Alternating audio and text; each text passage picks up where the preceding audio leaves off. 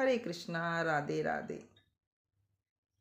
आज हम कृष्ण लीलाओं में से एक लीला सुनाने जा रहे हैं, कान्हा और कुम्हार की रोचक पौराणिक कथा।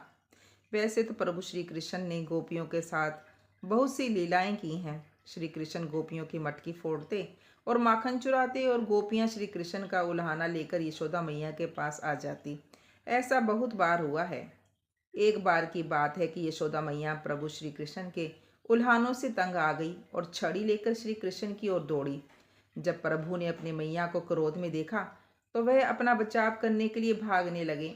भागते भागते श्री कृष्ण कुम्हार के पास पहुंचे। कुम्हार तो अपने मिट्टी के घड़े बनाने में व्यस्त था, लेकिन जैसे ही कुम्हार श्री कृष्ण को देखता है तो वह बहुत प्रसन्न हुए। कुम्हार जानता था कि श्री कृष्ण साक्षात परमेश्वर हैं। तब प्रभु ने कुम्हार से कहा कि कुम्हार जी, आज मेरी मैया मुझ पर बहुत क्रोधित है। मैया छड़ी लेकर मेरे पीछे आ रही हैं। भैया, मुझे कहीं छुपा लो। तब कुमार ने श्री कृष्ण को एक बड़े से मटके के नीचे छुपा दिया। कुछ ही क्षणों में मैया यशोदा भी वहां आ गई और कुमार से पूछने लगी, क्यों रे? ए कुमार, तूने मेरे कान्हा को कहीं देखा है? कुमार ने कह दिया, नहीं मैया, मैंने कन्हैया को नहीं देखा। श्री कृष्ण ये सब बातें बड़े से घड़े के नीचे छिपकर सुन रहे थे। मैया तो वहां से चली गई। अब प्रभु श्री कृष्ण कुम्हार से कहते हैं, कुमार जी, यदि मैया चली गई तो मुझे इस घड़े से बाहर निकालो। कुमार बोला, ऐसा नहीं प्रभु जी, पहले मुझे 84 लाख योनियों के बंधन से मुक्त करने का वचन दो। भगवान मुस्कुराए और कहा, ठीक है, मैं तुम्हें 84 लाख योनियों से मुक्त कराने का वचन देता हूँ। अब तो मुझे बाहर निकाल दो।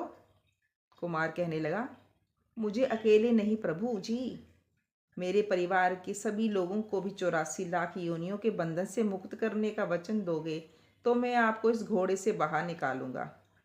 प्रभु जी कहते हैं, चलो ठीक है, उनको भी 84 लाख योनियों के बंधन से मुक्त होने का मैं वचन देता हूँ।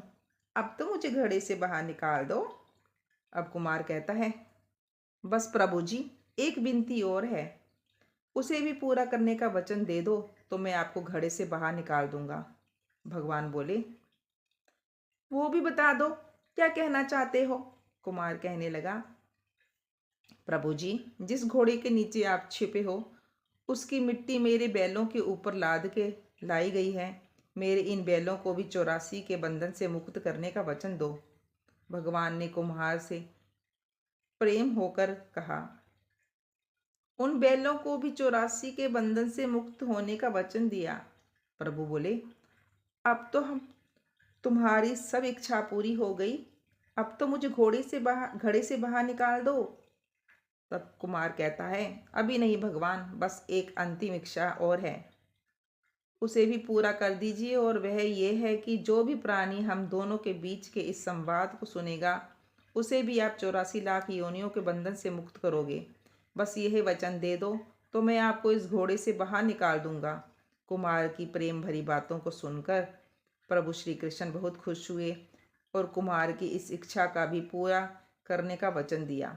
फिर कुम्हार ने बाल श्री कृष्ण को घड़े से बाहर निकाल दिया। उनके चरणों में साष्टांग प्रणाम किया, प्रभु जी के चरण धोए और चरणामृत लिया। अपनी पूरी झोपड़ी में चरणामृत का छिड़काव किया और प्रभु जी के गले लगकर इतने रोए कि प्रभु में ही विलीन हो गए। जरा सोचिए, जो बाल श्री कृष्ण 7 कोस लंबे चौड़े गोवर्धन पर्वत को अपनी छोटी सी उंगली पर उठा सकते हैं तो क्या वो एक घड़ा नहीं उठा सकते थे?